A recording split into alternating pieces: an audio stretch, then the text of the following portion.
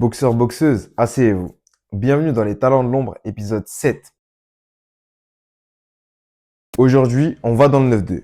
Plus précisément à Puteaux, à la rencontre d'un boxeur déterminé, structuré et guidé par une ambition claire. Axel Tochi Ourani. 23 ans, combattant en moins de 63,5 kg, licencié au CSM Puteaux et entraîné par Mustapha Bouzid. Il commence la boxe il y a 5 ans.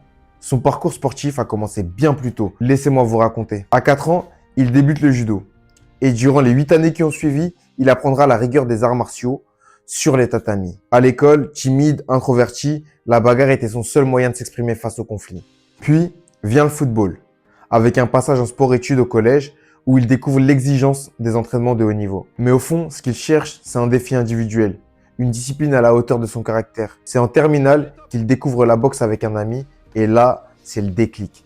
La boxe lui colle à la peau, un sport dur, honnête et profondément personnel. Depuis ce jour, il n'a plus jamais lâché les gants. Axel affiche 36 combats, 21 victoires, 14 défaites et un nul. Un parcours déjà riche avec des résultats solides. Champion d'Île-de-France 2024 et la même année finaliste des Ceintures Montana. En 2025, il est demi-finaliste de la Coupe de France et des championnats d'Île-de-France et quart de finaliste des championnats de France. Il termine à la 2e place au tournoi de Portimao. Au-delà de ça, Axel ne fait pas les choses à moitié. En parallèle de sa carrière de boxeur, il développe sa propre marque de vêtements. No Tochi, no Parchi. Car ce qu'il veut, c'est marquer l'histoire. Pas seulement par ses combats, mais aussi par ce qu'il construit en dehors du ring.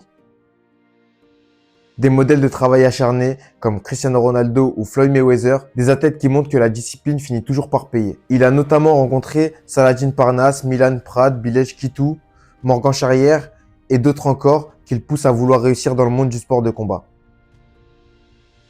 Ses objectifs sont clairs. Devenir boxeur professionnel, marquer sa génération et laisser une empreinte dans l'histoire de la boxe.